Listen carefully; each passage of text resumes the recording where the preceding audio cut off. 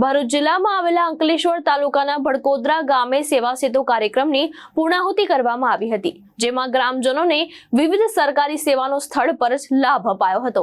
અંકલેશ્વર તાલુકાના ભડકોદરા ગામે રાજ્ય સરકાર દ્વારા આયોજિત સેવા સેતુ કાર્યક્રમની સફળ પૂર્ણાહુતિ કરવામાં આવી હતી। આ કાર્યક્રમ અંતર્ગત 11 ગામોના ક્લસ્ટરને આવરી લેવામાં આવ્યો હતો, જેમાં મોટી સંખ્યામાં ગ્રામજનોએ હાજરી આપી સરકારની વિવિધ સેવાઓનો લાભ લીધો હતો। આ સેવા સેતુ કાર્યક્રમમાં સરકારના વિવિધ વિભાગોની કુલ 56 જેટલી સેવા એક જ સ્થળે ઉપલબ્ધ કરાવવામાં આવી હતી, જેના કારણે ગ્રામજનોને સરકારી કચેરીઓના ધક્કા ખાવા પડ્યા વગર જ જરૂરી સેવા સરળતાથી પ્રાપ્ત થઈ શકી હતી। કાર્યક્રમ દરમિયાન મામલતદાર રાજન વસાવા, જિલ્લા ભાજપના મહામંત્રી પરેશ પટેલ તથા ગામના સરપંચ સપના વસાવા સહિત અનેક આગેવાન ઉપસ્થિત રહ્યા હતા। તારીખ 7 માર્ચથી શરૂ થયેલા સેવા સેતુ 2.0 કાર્યક્રમ દરમિયાન અંકલેશ્વર તાલુકા અને શહેરમાં કુલ 91,000 જેટલી અરજીઓનો હકારાત્મક રીતે નિકાલ કરવામાં આવ્યો હતો। આજ રોજ ભડકોદરા ગામે સેવા સેતુ કાર્યક્રમનું આયોજન કરવામાં આવેલું છે, જેમાં ક્લસ્ટર મુજબ 11 ગામ આવરી લેવામાં આવેલા છે અને સરકારશ્રીના વિવિધ સંકલન સમિતિના અધિકારીઓ, વિવિધ વિભાગોના સેવાઓ આજે અહીંયા ગ્રામજનોને આપવામાં આવશે અને 55 જેટલી સેવાઓ આવરી લેવામાં આવેલી છે।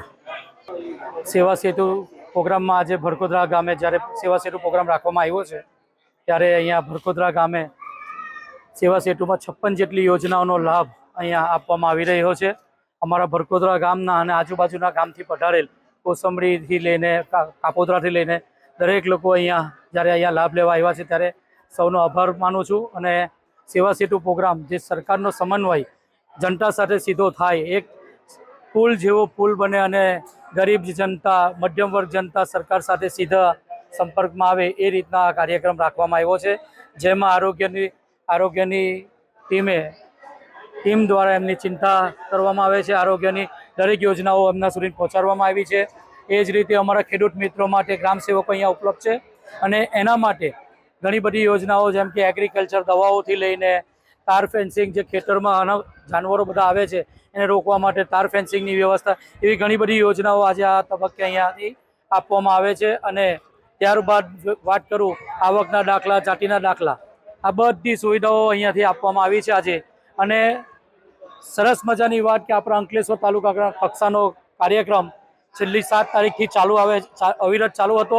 આજે અહીંયા છેલ્લું પૂર્ણાહુતિ છે, ત્યારે શહેરી કક્ષા અને તાલુકા કક્ષામાં ટોટલ 91,000 જેટલી અરજીઓ આવી હતી અને એનો હકારાત્મક રીતે મામલતદારશ્રીની ટીમ સાથે એનું નિરાકરણ કરવામાં આવેલ છે, જે ખૂબ અભિનંદનને પાત્ર છે અને ખૂબ લોકો આનો લાભ લે એવી આશા રાખું છું। ભારત માતા કી જય, વંદે માતરમ।